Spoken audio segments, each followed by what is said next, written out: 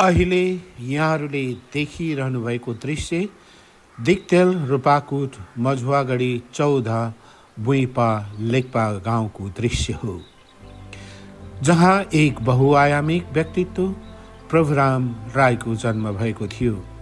प्रभुराम राई भूतपूर्व बेलायती सेना, कवि, रान्त्यकर्मी र समाजसेवी हुनुहुन्छ। उहाँ यही लेकपा गाउँमा विक्रम सम्वत 1979 सालमा जन्मिएर 18 वर्षको उमेरमा बेलायती सेनामा भर्ना हुनुभएको हो। नन कमिसन अफिसर लान्स कर्पोरल दर्जामा बेलायती सेनाबाट अवकाश लिएर आफ्नो उद्गम थलोको विकासमा अहोरात्र खट्न थाल्नुभयो। यही क्रममा विक्रम सम्वत 2043 सालमा गाउँको प्रधान पञ्चमा चुनिनुभयो। विक्रम सम्वत 2046 सालमा बहुदलीय व्यवस्थाको पुनर्बहालीका कारण उहाँको पूर्णकालीन सेवा अवधि पूरा हुन सकेन। त्यस पश्चात पनि राजनीतिक सामाजिक क्रियाकलापमा सक्रिय रूपमा उहाँको अग्रसरता रहि नै रह्यो। प्रभुराम राई आफ्नो गाउँको विकासका लागि जिन्दगीको उत्तरार्धमा पनि तल्लीन रहनुभएको छ। उहाँ एक साहित्यका पारखी हुनुभएकोले फुर्सदको समयमा कविता लेख्ने गर्नुहुन्छ भने खेलकुदमा पनि त्यत्तिकै तीव्र चासो रहेको छ। त्यही अनुरूप उहाँकै अग्रसरतामा यलम्बर फुटबल मैदानको निर्माण पश्चात अहिले प्रभुराम राई आमन्त्रित कप फुटबल प्रतियोगिताको आयोजना गरेर अभूतपूर्व कार्य सम्पन्न गरेर आफ्नो सपना पूरा गर्न लागि पर्नुभएको छ। उहाँको यही सपना साकार गर्नका लागि हङकङ र बेलायतमा रहेका छोराछोरी र उनीहरूको परिवारले आर्थिक र भौतिक रूपमा साथ दिएर लागि परेका छन् भने आफ्नै राजनीतिक उत्तराधिकारी दिक्तेल रूपाकुट मझुवागढी वडा नम्बर 14 बुइपाका अध्यक्ष ज्येष्ठ सुपुत्र दिनेश राई भोक तिर्खा नभनी दिन रात कार्यक्रमको पूर्व तयारीमा लागि परेका छन्।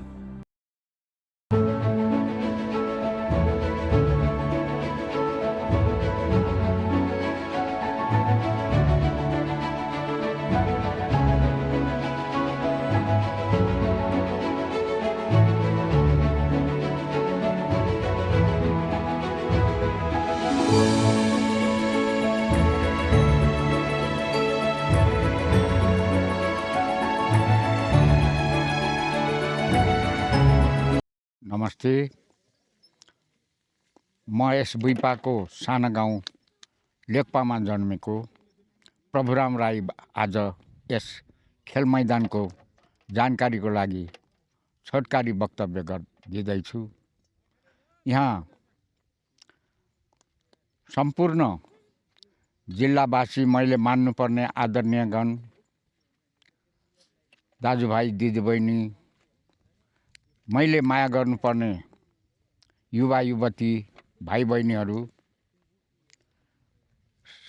साथै सम्पूर्ण हेरिरहनु भएको देशव्यापी दाजुभाइ दिदीबहिनीहरू, खेलाडी, खेलप्रेमी युवा भाइहरू,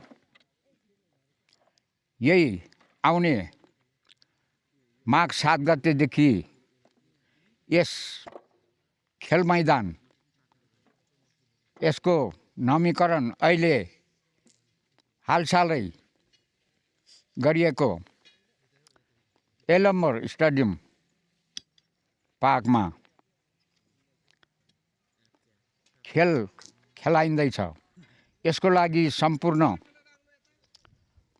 यहाँका गाउँवासीदेखि लिएर जिल्लावासी, बुद्धिजीवी, राजनीति कार्यकर्ता, नेता सबै आएर शोभा बढाइदिनुहुन्छ भन्ने हामी पूर्ण आशा गरेको छौँ।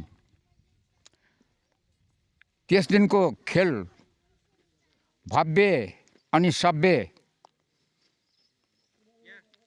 गराउने हाम्रो खास उद्देश्य हुन जान्छ। यस खेल मैदान निर्माण गर्नुको लागि बुइपाली युवाहरूले कति योगदान गर्यो, कति खटे, यसको मूल्याङ्कन गरेर साध्य छैन।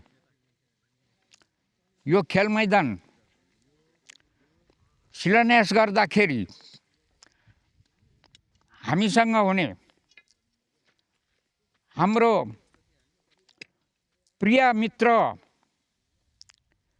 हिराधन राई, सज्जन सक्रिय प्रिय भाइ दीपक राई आज हामीसँग हुनुहुन्न।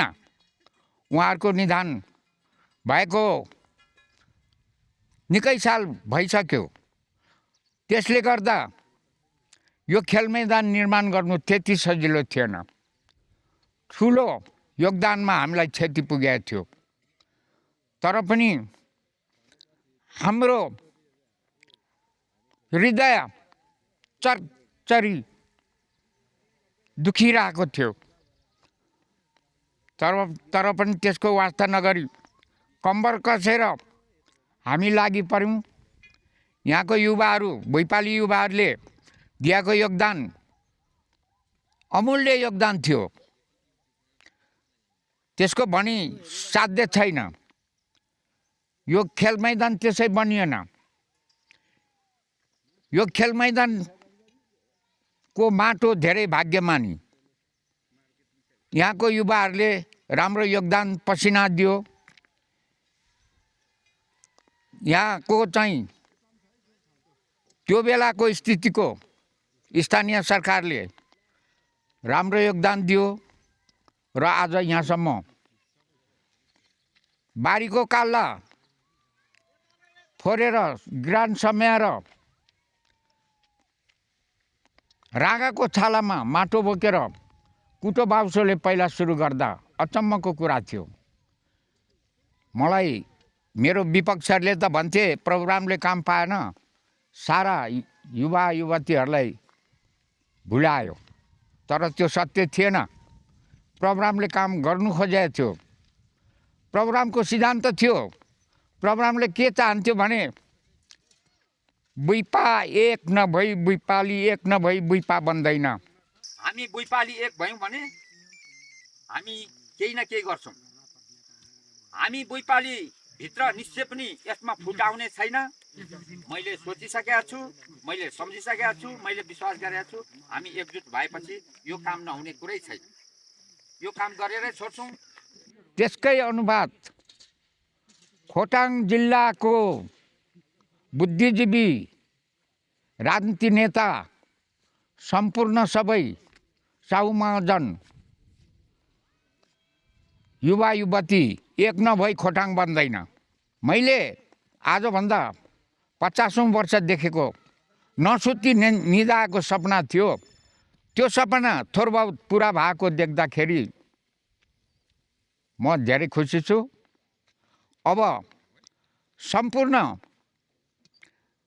गाउँवासी मात्रै नभएर जिल्लावासी आएर, जिल्लावासी उपस्थित भएर खेलको स्वभाव बढाइदिनु भएको खण्डमा खेल अन्तिम सुरुदेखि अन्तिमसम्ममा सफल भएको देख्नु पाउँदा म हप्ता दिन भोकभोकै बस्न सक्छु। मलाई हर्षले चकित हुन्छ। मैले नसुती देखेको सपना मेरो पुरा हुन्छ। मैले खेल मैदानको लागि दिएको योगदान हो र छ भन्ने मलाई महसुस हुन्छ। त यसकै सन्दर्भमा मैले आजभन्दा विगतका दिनहरूमा बाहिर गएर त्यसै समय बिताइन। यस्तो खेलको लागि मैले धेरै चासो लिएँ। मलाई अचम्म लाग्यो। मैले सबै रङ्गशालामा गएर पैसा खर्च गरेर टिकट काटेर त्यहाँको दृश्य हेर्ने मौका पाएँ। त्यताबाट मैले केही ज्ञान लिएँ।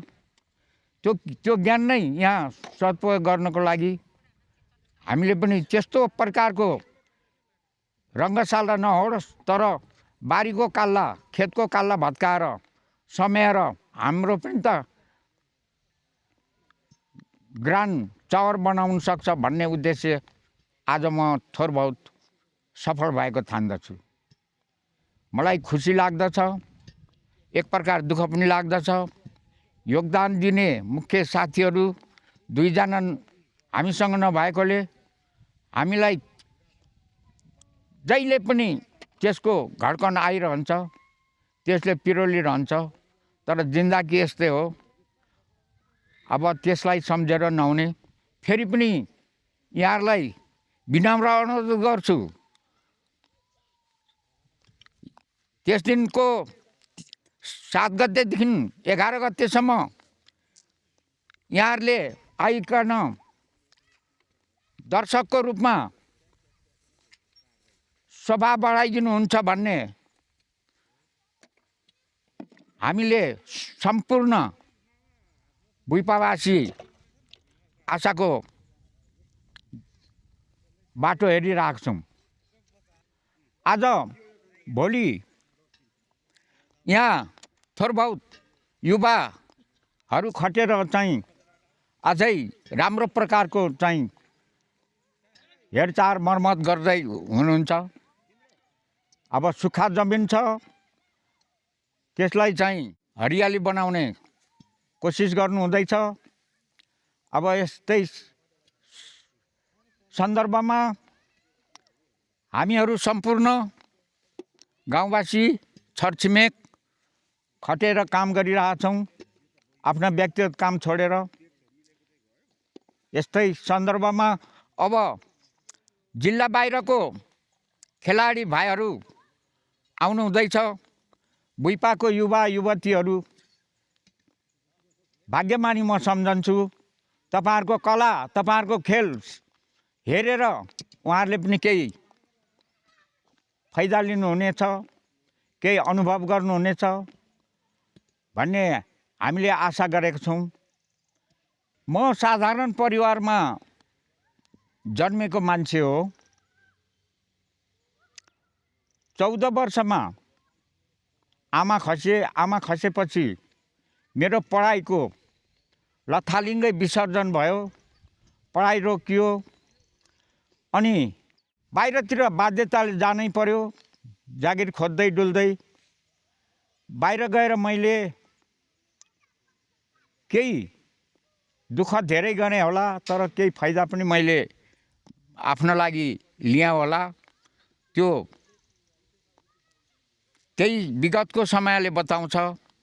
र अहिले यहाँ अब यो मेरो सपना पुरा गर्नुको लागि सम्पूर्ण मेरो छोराछोरी, मेरो सपरिवार, श्रीमतीहरू लगायत सबैले मलाई राम्रो प्रकारको सहयोग गरेको म महसुस गरेको छु।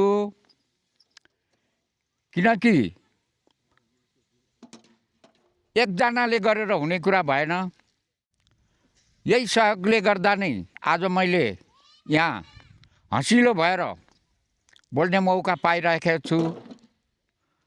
र भोलि पनि योभन्दा अझै चमत्कार लिएर, अझै हाँसी मैले चाहिँ यहाँ तपाईँहरूलाई वक्तव्य सुनाउन पाऊँ भन्ने मैले कामना गर्दछु। अर्को कुरा, अब यतिले मात्रै हामीलाई पुग्दैन, हामीले गर्नुपर्ने अझै धेरै छ। यो बुइपाको मात्रै नभएर यो जिल्लाको सम्पत्तिमा अझै हामीले थप्नुपर्ने काम धेरै छ, गर्नुपर्ने काम धेरै छ। त्यसमै हामी अझै सन्तोष मानेको छैन। जमिन समाएर खेल मैदान त बनाइयो, म त्यति सन्तोष छैन। मलाई असन्तोषले मान्छे एउटा लोभले बाँच्नु पर्दो रहेछ। असन्तोषले मलाई पिरोलिरहेछ। खोटाङ जिल्लाको पेले कसरी बन्नु सक्छ, रोनाल्डो कसरी बन्नु सक्छ, मेसी कसरी बन्नु सक्छ, यसको चिन्तामा अझै म असन्तोष छु।